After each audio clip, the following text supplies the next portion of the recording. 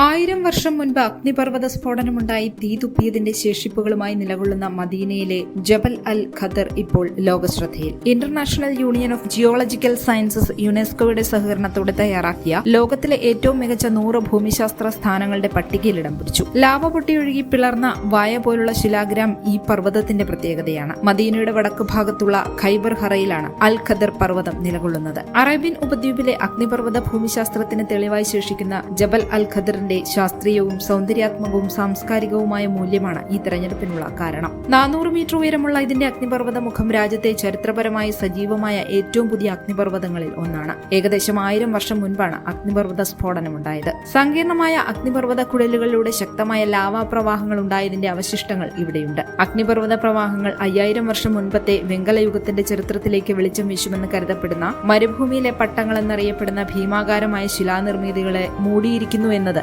പ്രധാനമാണ്.